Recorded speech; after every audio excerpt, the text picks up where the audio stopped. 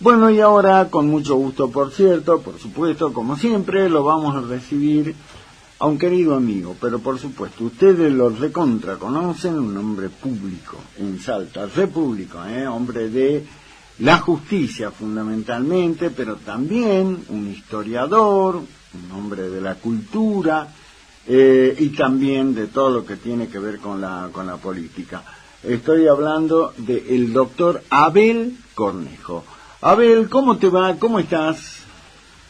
El gusto de saludarte, mi querido amigo. ¿Cómo estás? Bien, ¿cómo estás vos? Gracias por tu tiempo, como siempre, Como digo siempre, le decía a la audiencia, y la audiencia sabe, cuando se presentan este tipo de situaciones complejas, bueno, ¿qué hago? Bueno, recuerdo ahí el espinel de los amigos y digo, a ver, ¿a quién lo voy a convocar para que me salve? Y ahí siempre encuentro, y ahí está el nombre tuyo. Así que bueno, quiero que me ayudes y la ayudes a la audiencia a entender esto que nos está pasando. A ver, el clima muy raro, cosas muy extrañas a nivel nacional, ni qué decir en la provincia, ni qué decir en el municipio, el tema electoral, el tema judicial, bueno, hay de todo, ¿no? Así que bueno, quiero que me ayudes a... Hay un menú surtido, digamos. Por supuesto, como en botica, así para todo. Así que bueno, te pido una muy breve reflexión sobre esto que no podemos, creo, obviarlo, Abelito, que es que hoy se cumplen 31 años de lo que fue el atentado a la AMIA, un hecho que todavía sigue impune, con un montón de condimentos en el medio. Como hombre de la justicia particularmente, ¿cómo lo ves a esto? Bueno, yo no lo puedo ver de otra manera que como un estrepitoso fracaso de la justicia, el tema de la AMIA, ¿no? Ha sido, creo que el mayor atentado terrorista cometido en Sudamérica. Exactamente. Una cosa espantosa y donde se tejen muchas hipótesis sobre eso, porque la gente, como pasan tantas cosas en nuestro país, se olvida de otro magnicidio siniestro que ocurrió 2 años antes del atentado a la AMIA, que empieza con el atentado a la Embajada de Israel. El atentado a la Embajada de Israel, que fue también una cosa brutal y siniestra. Muchos expertos, mucha gente con la que yo hablé en su momento, me dijo que pudo haber sido, si no hubiese sido tan superpoblada esa zona como como es la donde está ubicada la sede de la AMIA, podría haber sido un fenómeno igual.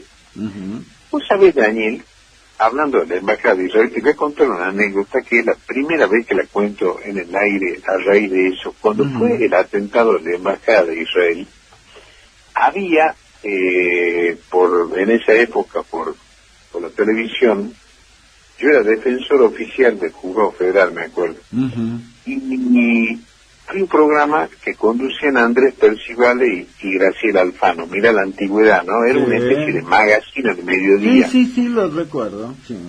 Vos sabés que una cosa que nunca se investigó, eso dicho en vivo, pero a mí me quedó grabado a fuego, y yo lo comenté muchísimas veces a lo que investigaban ahí, porque hay que recordarle a la audiencia que el atentado a la embajada, por tratarse de una delegación diplomática, es un tecnicismo, pero no lo investigó un juez de primera instancia, como pasó con la AMIA, un juez federal de primera instancia, sino que es competencia originaria de la Corte Suprema. Así que la Corte Suprema armó una secretaría especial de investigación para el tema de la embajada. Pero ¿por qué me refiero a ese programa de televisión? Yo, no, salvo para ver partidos de fútbol o alguno que otro programa político, nunca fui muy televidente, ¿no? Y resulta que ese día, me acuerdo que llegué a mi casa, estaba el televisor prendido, vi, eran como las 2 de la tarde, y Graciela Alfano al aire dice: parece que hay un atentado en el centro de la ciudad de Buenos Aires, que en realidad no era el centro, es zona de retiro donde estaba la embajada, porque se veía una columna de humo. Ese programa se emitía por la televisión pública, que en ese momento todavía se llamaba ATC. Uh-huh. Bueno, pero 15 minutos después de ese anuncio, recién se confirmó que había un atentado. Es decir, que ¿qué es lo que se sabía previamente a eso, no? Una cosa. Bueno, la AMIA también tiene cantidades de como los meandros de los ríos, ¿no? Esas cosas, sí. esas curvas y contracurvas y cuestiones ahí que nunca se terminaron de dilucidar. Lo que sí hay que decirlo, que sí hay una certeza absoluta para estas cosas, ¿no? Que ninguno de esos dos atentados se pudo haber cometido. Hoy en día sí se podría hacer con la tecnología que hay, pero en aquel momento, tanto la AMIA como la embajada, no se podía hacer un magnicidio de esa naturaleza si no tenías apoyo local. Eso desde ya, ¿no? Exacto. Bueno, y ahí está, que es uno de los juicios pendientes para Cristina y otros, Cristina Kirchner y otros, por lo que es el tema del memorándum, ¿no? Así es.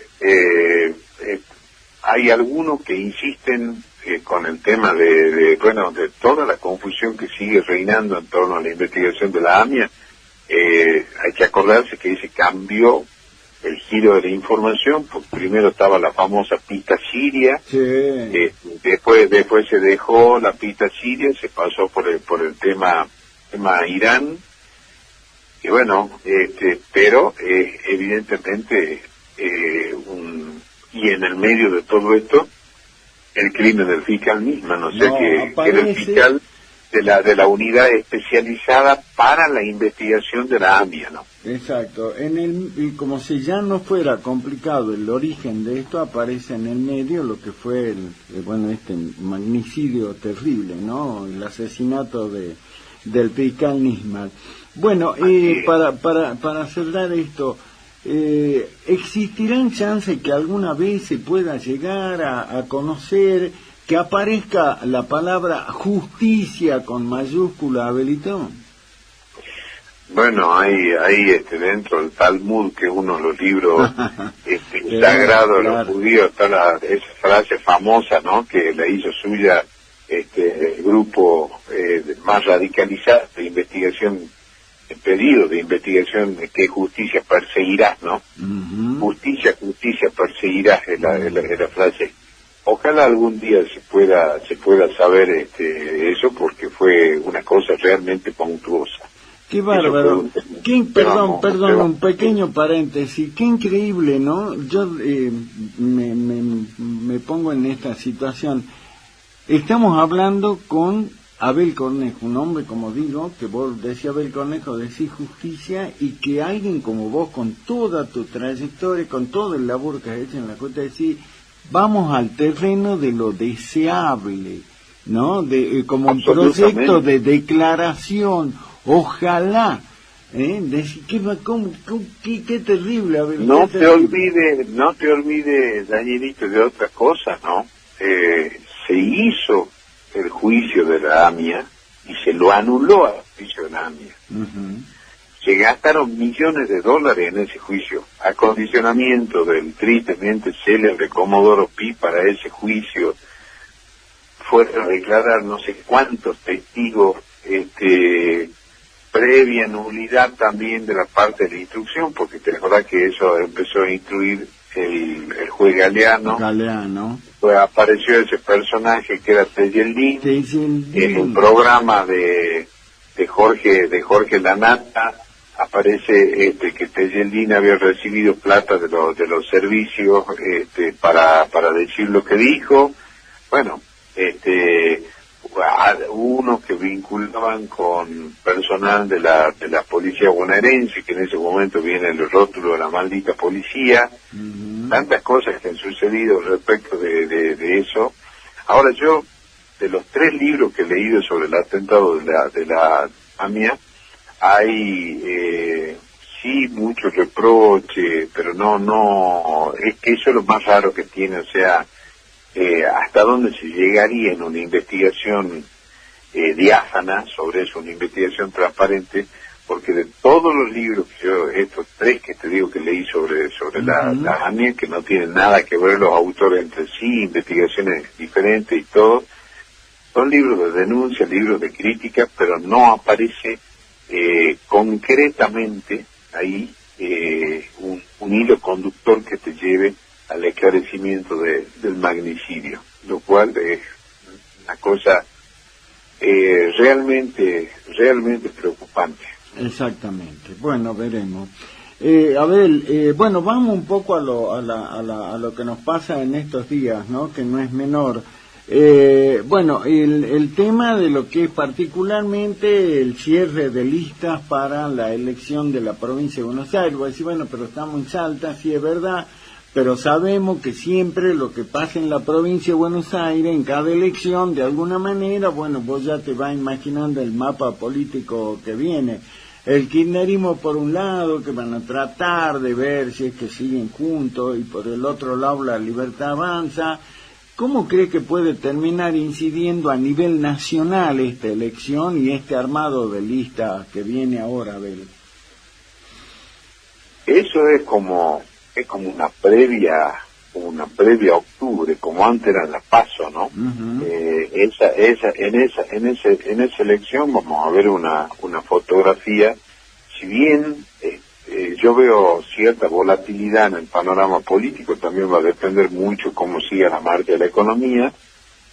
Hay una consolidación de la Libertad Avanza con un armado muy sui generis, porque ya también han empezado la ola de carpetazos ahí en la cumbre de los armadores, ¿no? Está Karina Milei y los hermanos Menem por un lado, aparentemente al medio Sebastián Pareja, y del otro lado Santiago Caputo y su gente. Pero eso se nota. Y hay una actuación, no vamos a utilizar, porque yo no lo utilizo nunca los adjetivos calificativos, pero que no deja de causarme asombro de algunos ex diputados del PRO como Santilli y Ritondo, que evidentemente están como negociadores del PRO cuando ya estaban adentro de la Libertad Avanza hace mucho tiempo, ¿no? Son los entregadores, una cosa, yo me acuerdo siempre de la borocotización del sistema que fue, después ya quedó por el olvido, porque como viste tanto borocotó nosotros dos, pero bueno, claro. A mí sabe que honestamente me preocupa eso. Yo no, todo el mundo, la audiencia, la gente que me conoce, vos especialmente, sabe que mi pensamiento siempre está más cerca de los movimientos populares argentinos. Ahora, no es bueno bajo ningún punto de vista, y lo subrayo y lo pongo con mayúsculas, esta implosión y disolución del PRO que se produjo, ¿no? Claro. Hay un efecto Pac-Man, como antes sabían decir en las internas justicialistas, el operativo Garrocha. Bueno, acá el operativo Garrocha fue con una particular, además, ¿no? Que era el PRO, hay que reconocerle que le dio un apoyo irrestricto a cambio de nada, y le facilitó gobernabilidad al Poder Ejecutivo Nacional. Pero después le preguntan al presidente si él sentía cierta gratitud o tenía algún tipo de deuda política con el PRO. Dijo que no, porque bueno, ellos apoyaban el cambio, y bueno, y eso se hace extensivo también a muchos de los gobernadores y legisladores de los partidos provinciales que apoyaron la gobernabilidad. Yo esto sí lo digo totalmente como espectador, porque reitero, todo el mundo sabe cómo pienso, y yo estoy en la antípoda ideológica de lo que puede ser este gobierno, ¿no? Exacto.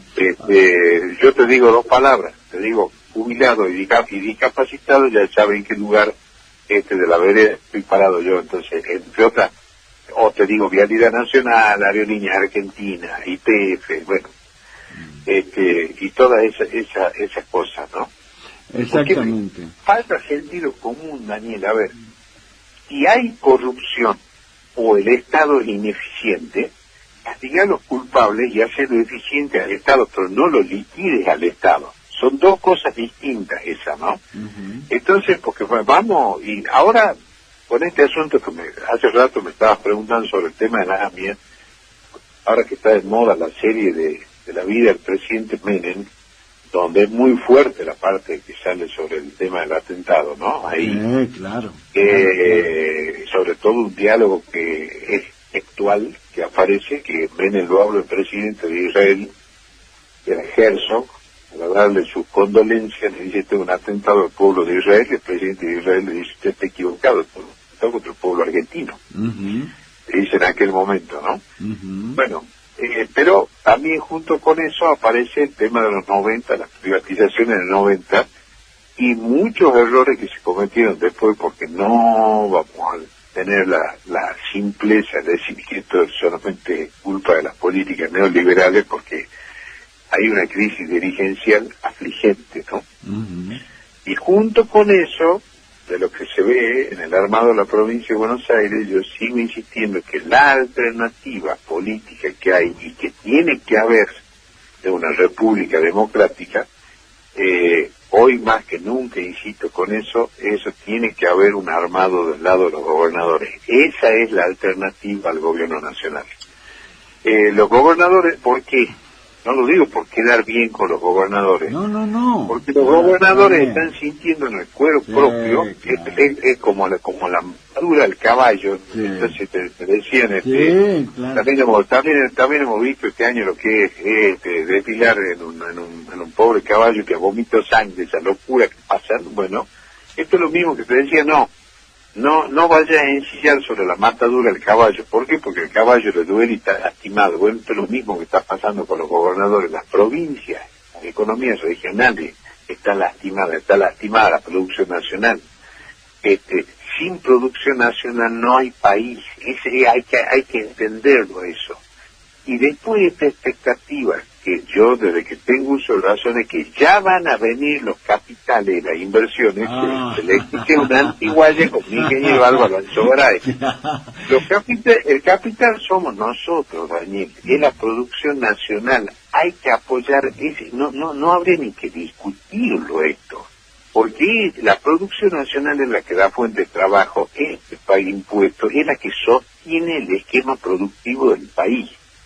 Eso es, por eso es lo que es tan importante que haya una alternativa, y a mí me parece muy bien la actitud que han tenido los gobernadores de plantarse en ese sentido, y yo creo que la solución argentina pasa por los gobernadores y una férrea defensa del federalismo. Lo de la provincia de Buenos Aires, para concluir con ese tema, que es la foto que yo veo, es la lucha por el mantenimiento del poder del gobierno nacional y su avance con un esquema que es bastante interesante. Ellos tienen un esquema no frentista, que es o la libertad avanza o nada, ¿no? Claro. Bueno, por eso lo apretaron. A pesar que Milei lo odia, Alfonsín, viejo esquema del radicalismo, de que se rompa pero no se doble, ¿no? Claro. El radicalismo, cuando empezó a ser frentista, se acabó el radicalismo. Así fue.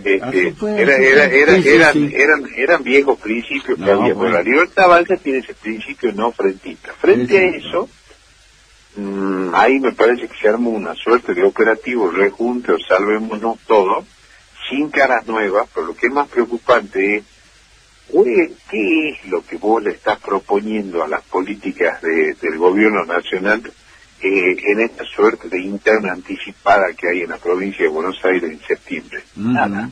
Claro. Nada. Claro. Nada. Claro. Con una situación gravísima desde el punto de vista social, como es la que tiene el conurbano en este momento.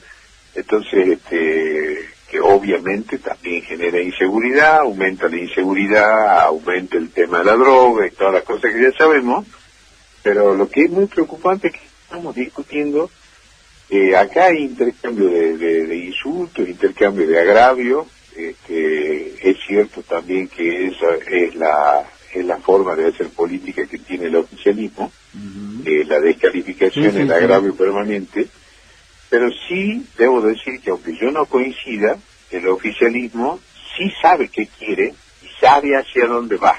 Que yo no esté de acuerdo, eso no importa. Yo soy menos que un granito de arena. Ahora, ¿cuál es la alternativa de la oposición a esto? Mira todos los temas que hemos hablado.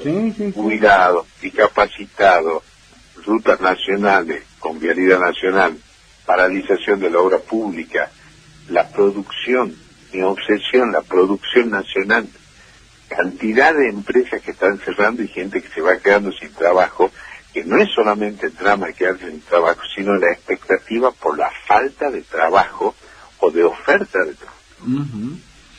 Qué bárbaro, ¿no? Qué increíble. Claro, cuando hablan de la reforma laboral, yo digo, les digo para no llorar, ¿no? Claro. Yo digo, ¿qué es la reforma laboral? Que hay que modificar algunas cosas, estamos de acuerdo, pero yo antes que eso me preocuparía de generar miles y miles de fuentes de trabajo que se están perdiendo y que hay que darlas. La gente tiene que vivir, ¿no? Qué increíble, mirá qué actualidad tremenda que tiene esto que vos estás haciendo en tu análisis, porque hoy día se conoció un informe donde dan a conocer la cifra, escucha Abel, de 67.000 puestos de trabajo en el sector privado que se perdieron en lo que va del año. Eso es demoler. Por eso es que yo insisto, discuto porque yo no levanto el tono, porque cuando uno está convencido de lo que dice, nunca hace falta levantar el tono ante nadie, ¿no? Pero cuando a mí me empieza con todos los razonamientos, lo que hay es un programa financiero de sostenimiento del valor del precio del dólar y de evitar que haya un mayor déficit fiscal. Ahora, la contracara de todo eso es que vos no tenés un plan económico de incentivo que, vamos a utilizar una palabra que tiene connotaciones religiosas, de resurrección de la producción nacional. Claro. Donde la teoría de la culpa queda, ya sabemos, o sea, de los diagnósticos ya sabemos. A mí también me preocupa algo que yo veo que muchas veces cuando uno le dice esto a la gente, joven suena como una antiguaya, ¿no? No hay un proyecto nacional. La Argentina hace rato que dejó de tener un proyecto nacional. Tal vez el proyecto nacional sean las regiones. El proyecto nacional tiene que ser una política productiva sostenible en el tiempo, una política de inclusión, y obviamente no hay ningún país del mundo que se haya desarrollado que haya paralizado la obra pública, porque nuestra estructura, que ya estaba maltrecha, no es que está crujiendo, está prácticamente destruida. Porque además por el propio desgaste que tienen a vía de comunicación, por ejemplo, no es solamente hacer rutas, mantenerlas también en forma constante. Ahora, ¿cómo se hace para trasladar la producción si la infraestructura está caída? Todo tiene que ver con todo, ¿no? Claro. Más la cantidad de fuentes de trabajo que te da la obra pública. Exacto. Bueno, Abelito, te traigo al plano local, vamos al patio interno nuestro. Ayer empezó, hace unos días, pero ayer particularmente, se conoció esto que se anunció y que hoy tomó más cuerpo político, que es el tema, por ejemplo, de las candidaturas para los cargos nacionales en Salta. Aparece Alfredo Olmedo y dice, yo voy a ser candidato a senador de la Libertad Avanza porque a mí me dijo Lule Menem que yo voy a ser, y qué sé yo, por la pelea esta entre Karina Milei y Santiago Caputo, que es un tema más complejo para charlarlo.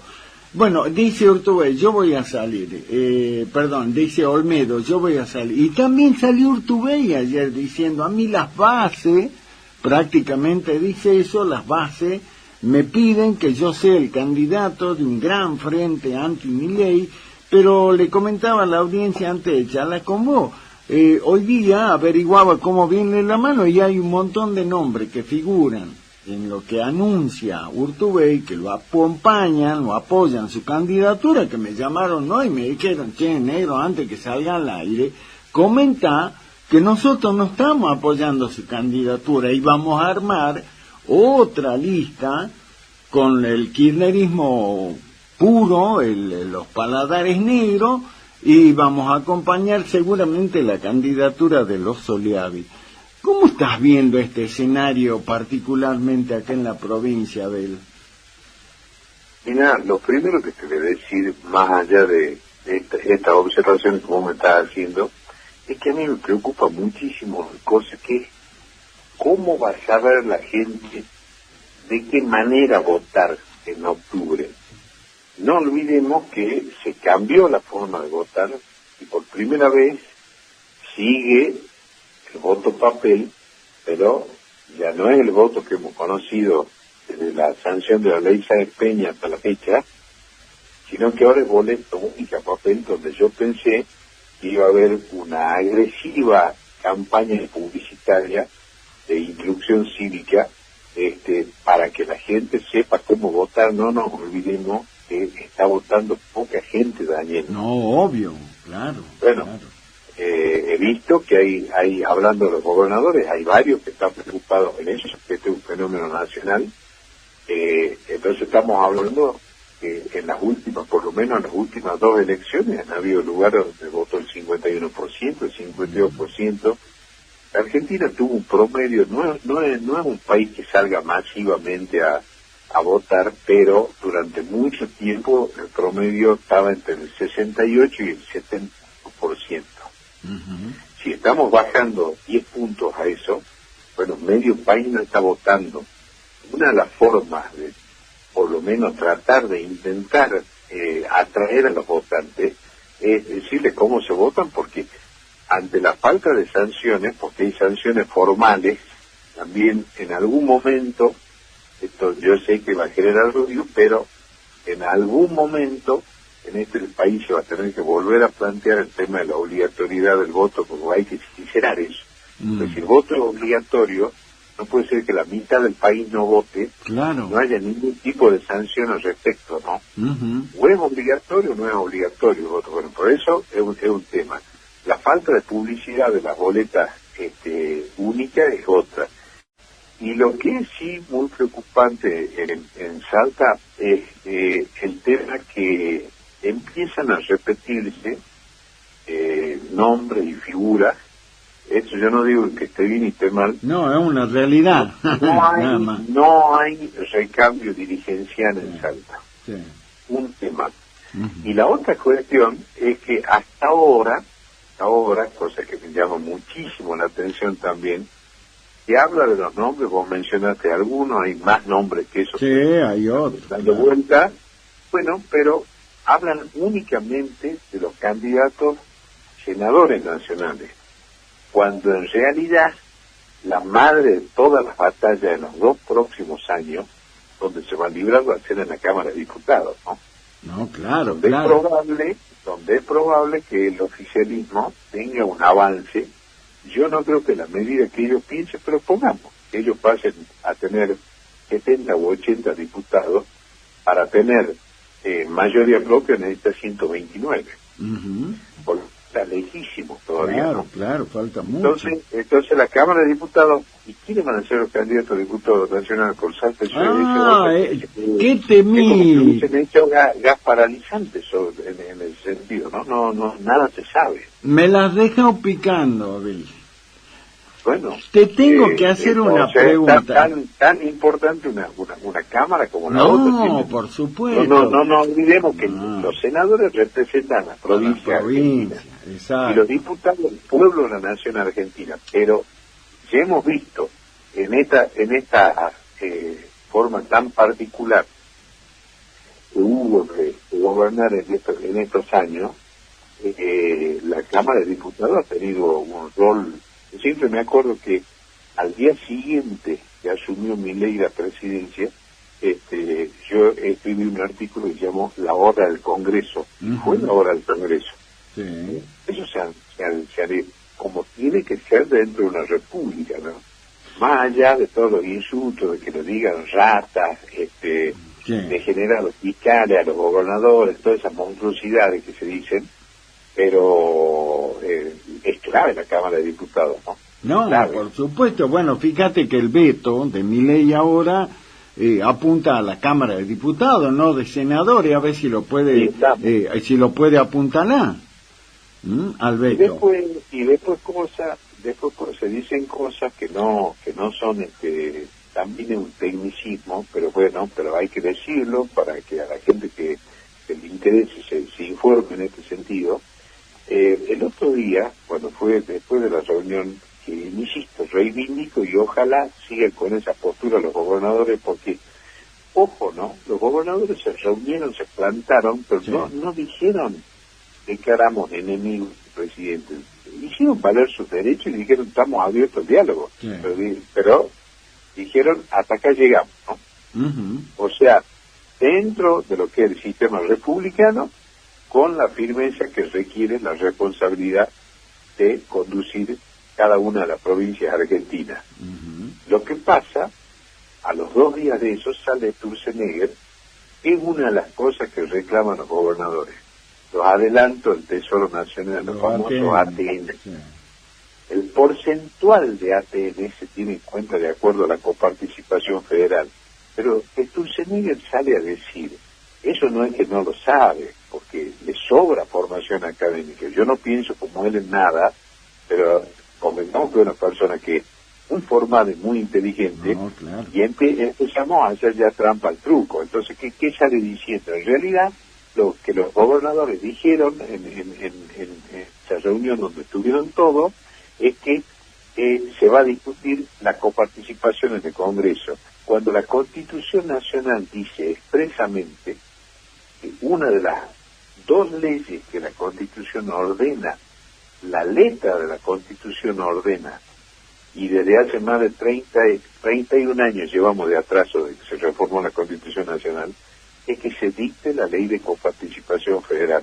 ¿Por qué no se la dicta? Porque cambia la historia argentina a favor del federalismo. Obvio, la histórica Bueno, pero pelea. entonces no es la ley que prevé los ATN, si bien, reitero, tiene que ver con los porcentuales de la coparticipación que fue sancionada en la época de Alfonsín.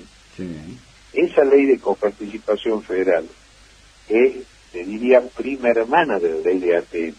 No, claro, está totalmente ligada. Que no tiene que ver con la coparticipación. Entonces no puede decir el ministro esas cosas, porque eso genera no solamente mayor irritación, sino mayor frustración, porque si vos vas a discutir y estamos hablando de manzana, vos no podés contestar con pera. Claro, las dos son frutas, digamos.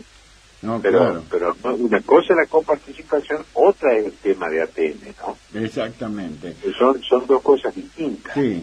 Ahora, vos te decía, toca el tema diputados nacionales, porque hasta ahora hablamos de algunos nombres de los senadores nacionales Salta, pero no de los diputados, y es tan importante, hay que elegir 3. Tengo una consulta que está ligado con la política, pero también con el tema judicial. Te tiro el nombre, el diputado nacional, el doctor Emiliano Estrada. Emiliano Estrada, desde lo judicial, pues también de lo político, pero en lo judicial particularmente, Abel, ¿puede ser candidato? ¿Hay algún impedimento? ¿Qué pasa? Suponete que venga el Instituto Patria Cristina y diga mi candidato a diputado nacional en Salta es Emiliano Estrada. Bueno, eso ya quedó aclarado ahora, más allá de que hay, no es que la mitad de la biblioteca dice una cosa y no otra, ¿no? A la Corte adoptó una postura, se puede o no estar de acuerdo con eso, pero eso quedó establecido, que tiene que haber una condena firme, y ahí están las inhabilitaciones. Mientras tanto, sí se puede ser candidato. Uh-huh. La Cámara Nacional Electoral adoptó también eso. Ahora, una cosa que no sé si es que tuvo tanta difusión en Salta, acaba de decir la Cámara Nacional Electoral que uno de los tribunales inobjetables que tiene este país en un tema seguido que lo tuvo por víctima al ex diputado nacional por Córdoba, Mario Negri. Se pasa una gran persona, Mario Negri, sí, claro. Sobre el tema de fake news, ¿no? Confirma una condena. Sí.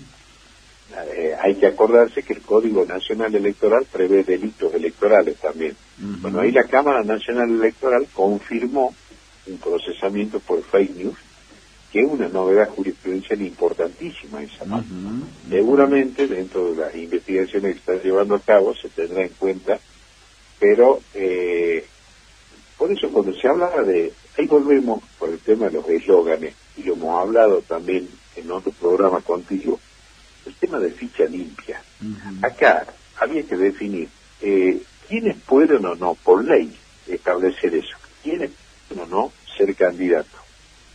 Normalmente lo que se establece es que si alguien tiene condena firme no puede ser candidato, pero entonces lo que había que ver es cuándo hay condena firme. Y hay condena, para mí, hay condena firme, lo dije por tu radio y sí, por señor, tu programa, sí, señor. Hay condena firme cuando la Cámara Federal de Casación Penal se pronunció. Lo de la Corte es circunstancial, porque la Corte no, puede o no... es un recurso de queja, me enseñaste vos, Abel. Vos me enseñaste, también es un recurso de queja. pasar la oportunidad de decirlo eso, ¿no? Porque en el tema concretamente el tema de Cristina, la Corte pudo haber dicho eso, y la Corte puede pedirle al Congreso de la Nación que introduzca en el Código Procesal Penal Federal concretamente eso, definir que a los fines del doble conforme, es decir, que ya fue juzgado en dos instancias, bueno, que el fallo de la Cámara Federal de la Casación Penal a los fines penales será tenido en cuenta como sentencia definitiva. Eso aclararía un montón el panorama. Claro, a mí vos sabés que nunca me gusta individualizar en los nombres. No, pero por ahí sirven para ejemplificar. Claro algunos temas, porque si no se prestan a confusión esos temas, ¿no? Pero yo recuerdo que lo charlamos con vos, yo te pedí que me lo expliques bien clarito, como pa' tonto que soy, y vos me explicaste y me hablaste de lo que es el doble conforme, ¿no? A partir de eso ya está. Ahí vos dijiste, acá me planto con el doble conforme, si va a la corte, pero es queja, es otra cosa. Hay muchos delitos que llevan como accesoria la pena de inhabilitación, hay algunos que tienen inhabilitación temporal, es decir, por determinada cantidad de años, otros que tienen inhabilitación absoluta perpetua, que es de por vida.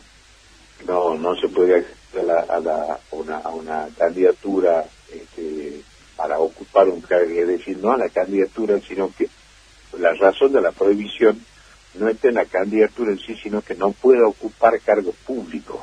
Claro. Entonces, con lo cual no te puedes presentar si te estás diciendo que estás inhabilitado. Claro, ¿para qué te va a presentar si por más que te voten, te elijan, no va a poder asumir y te decían ninguna? Ahora, entonces, completando lo de Estrada, Emiliano Estrada, o sea, ahí está, quiere presentarse, andan, presentate. Él puede ser candidato. Después está el valor del voto ciudadano y después, por quién vota, ¿no? Como siempre se dice con mucho acierto, tení voto, que lo voten es otra cosa, pero que se puede presentar, eso es así. Bueno, más doméstico el tema. Esto que nos tiene hoy desde ayer, Abel, en los medios nacionales, internacionales, lo que pasó con ahora ex concejal Pablo López. Que ahora el Consejo Deliberante dice no le vamos a aceptar la renuncia, lo vamos a someter a juicio político. ¿Qué pasa con nuestros representantes? ¿Votamos mal? ¿Los ciudadanos no se interesan por saber quiénes son? Es una temporada, pero bueno, estamos viendo un montón de casos últimamente en Salta, Abel. Lo único bueno que tiene eso es que esas cosas salgan a la luz, ¿no? Pero la verdad que un hecho absolutamente execrable. El Consejo Deliberante veo que está teniendo una reacción rápida. Ahora hay dos cuestiones, no una, ¿no? Porque él está renunciando actualmente a ser consejero. él es un concejal que está finalizando este mandato, pero fue en las elecciones de mayo reelecto a partir de diciembre. Pero perdón, en paréntesis, qué increíble, fue el candidato a concejal más votado en la capital, Abel. Sí, señor. Bueno, ahí estamos con la crisis de representación y también con toda una historia de agravios y de todas estas cosas que ya sabemos también, y esto que viene a terminar en esta situación espantosa, pero y yo te reitero, el Consejo tiene dos temas, ¿no? Porque la renuncia es a este mandato que hasta diciembre. Bueno, por eso, entonces ahí el Consejo tiene todo la autoridad está investido para analizar las dos cosas. No te olvides que los cuerpos legislativos, tanto a nivel nacional como provincial y municipal, son jueces de los títulos. ¿Qué quiere decir los títulos? De la forma que fuiste electo y cuál es la conducta que vos tuviste en el desempeño de la función legislativa, sea senatorial o lo que sea. Concejal. Bueno, vos sabés que yo en el Consejo me jubilé como director de prensa después de muchos años, de décadas, ¿no? Y en el Consejo, en algún momento, en esos tantos años, se planteó, antes de que se incorporen al cuerpo los que eran concejales electos, lo que se llama la Comisión de Poderes del Consejo, claro, que tenía que analizar no si había sido electo bien, mal, ya para eso había estado el Tribunal Electoral, sino para conocer quién era la persona que se iba a incorporar, para merituar sus antecedentes y todo lo demás. Y por ahí en algún momento hubo algunas objeciones, después se los zanjó de tipo político, pero bueno, la Comisión de Poderes tiene que decir, vos te podés sentar o no, más allá de si estás legitimado por el voto. Y también se dio en el orden nacional. Abel, acordate, ¿con quién fue el pliego? ¿Con Patti? Con Patti, con Pucci. Con Pucci, claro. Tuvo el episodio con Devido, que ahí también la Cámara de Diputados reaccionó al acto. Creo que hay una reacción inmediata en el Consejo. No he visto la misma reacción todavía, por lo menos no la conozco de parte de la justicia, porque ahí me parece que además de todo lo que pueda ser de violencia de género, pueden haber algunos hechos más que tengan que ser motivo de investigación, ¿no? Claro, ahora, una consulta que me hacían anoche, y yo pensaba rápidamente, y digo, bueno, para eso lo tengo a mi querido amigo Abel. Supongamos, en Salta está ficha limpia, al contrario de lo que es a nivel nacional. Pero la ficha limpia te habla de impedir que alguien pueda ser candidato si tiene condena. Ahora, en el caso de este concejal López, suponete vos que él quiera incorporarse, ¿le pueden aplicar ficha limpia o no? Porque él no tiene nada. Me imagino que hasta diciembre alguna actuación judicial habrá. Pero es lo que no te hace falta, lo judicial.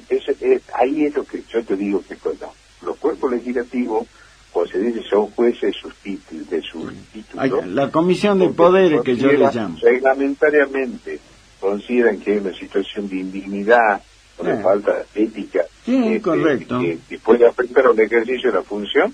El cuerpo es soberano. Lo rechaza. Y eso si quiere, el concejal puede ir a recurrir a la justicia, pero claro. Constitucionalmente los órganos legislativos son soberanos para elegir quién va para resolver, quién va a estar sentado ahí o no. No, claro, por eso yo recuerdo que en algún momento se planteó. El antecedente de Patti se llegó a la Corte Suprema, Patti no lo dejaron asumir. No, nunca asumió. Bueno, y acá... Por eso yo te digo que son dos temas. Claro. Es el mandato actual y el mandato próximo. No, claro. Y que yo reitero, yo veo que hay una reacción inmediata del Consejo Deliberante, lo cual es muy saludable desde el punto de vista institucional, inmediata, pero hay que ver si la justicia también tiene la misma reacción, porque a mí me parece de suma gravedad el hecho ¿no? No, pero por supuesto. El derecho de defensa, todo ese tipo de cosas, pero claro. hay que, me parece que hay hechos para investigar acá. No, por supuesto. Ahora, yendo fuera de lo que es esto, porque con el doctor Abel Cornejo nos acaba de explicar de una manera muy clarita cómo es el tema desde el punto de vista de los procedimientos y todo lo demás. Ahora, esto es netamente político. Hablabas recién de lo que es esta indiferencia, ¿no? De la ciudadanía, del ciudadano de pie para ir a votar, te dice no quiero ir a votar y todo lo demás. Ahora yo veo, Abel, no sé cuál es tu mirada, te pregunto que a la dirigencia política es como que no le preocupa mucho este hartazgo de la gente. Yo hablo con dirigentes políticos y digo, che, hermano, cada vez hay menos votantes y ya no importa, ya se va a pasar. Es como que no le preocupa esto, Abel. Bueno, eso lamentablemente también, vos sabés que yo siempre te aclaro que del servicio exterior ni diplomático no soy. ¿No? Acá la preocupación, Danielito, que debería haber es que la falta de concurrencia a las urnas y la indiferencia hacia quienes son nuestros representantes en todos los órdenes, eso va minando el sistema democrático que al menos nosotros tenemos la obligación por la generación a la que pertenece. Nosotros hemos tenido casi la mitad de la vida conociendo interrupciones del orden constitucional. Yo eso no quiero volver a escuchar. Claro. También veo que eso es algo que es como que se empezaron a relajar en el sentido de no ser tan enfáticos como era hasta hace unos años, más allá que el pueblo argentino, yo estoy convencido que eligió vivir para siempre en democracia, pero como toda la democracia es la suma de todas las instituciones, la suma del funcionamiento correcto de todas las instituciones, más la plena y garantizada libertad de prensa.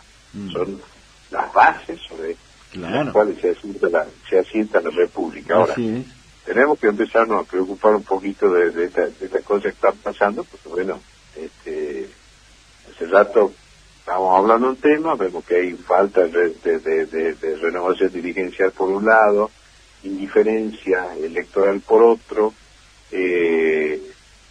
un nuevo oficialismo a nivel nacional.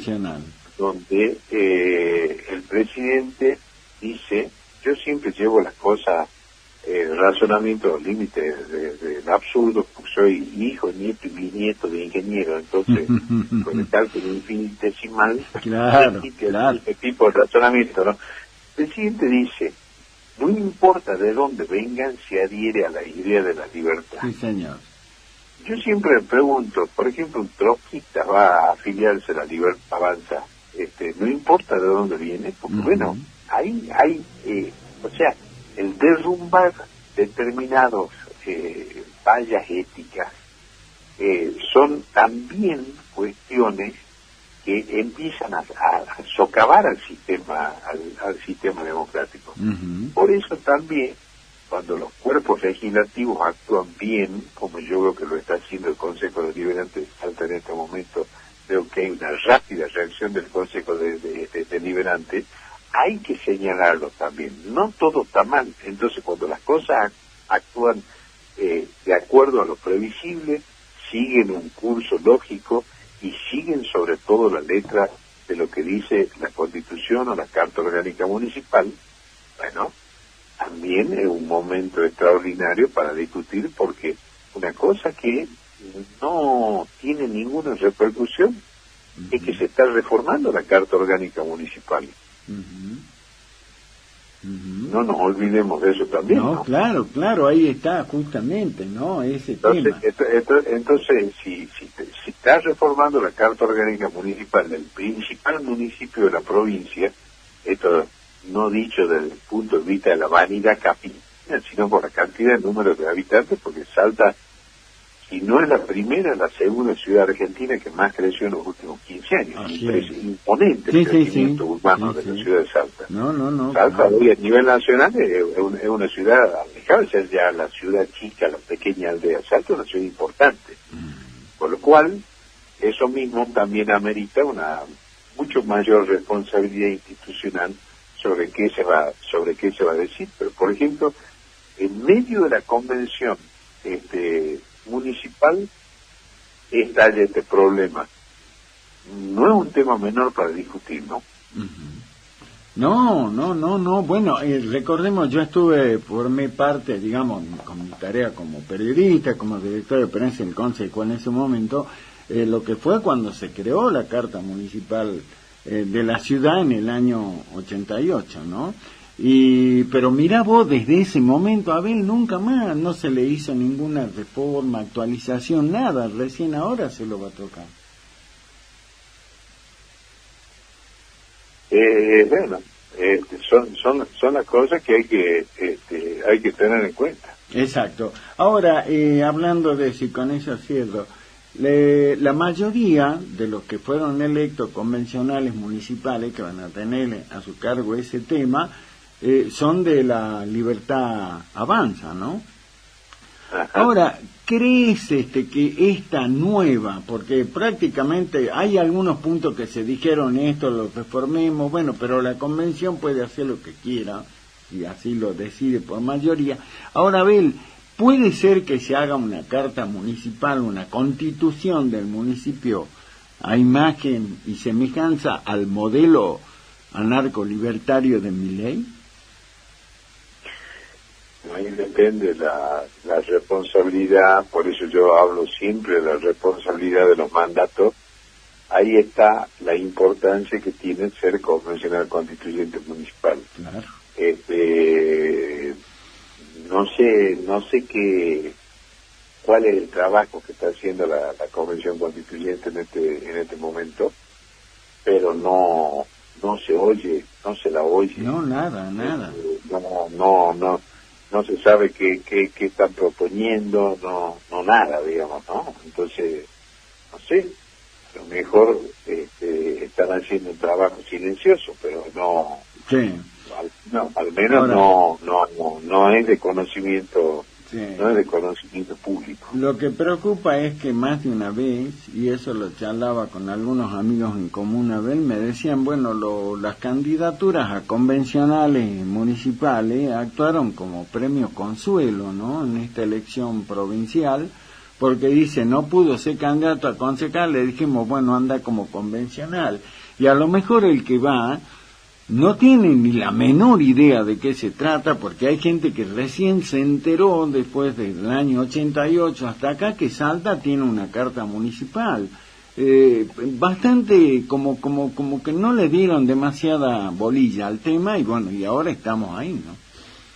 Y además que haya un órgano consultor, hay muchísima gente valiosa para consultar sobre temas del municipio, empezando por la descentralización, así como hizo el municipio de la ciudad de Córdoba, que le dio tantos éxitos a eso, pero bueno, Córdoba tiene una característica que es realmente envidiable, que cada vez que va a discutir algo, los cordobeses en ellos, no es que sean bochincheros, tienen un sentido de lo público,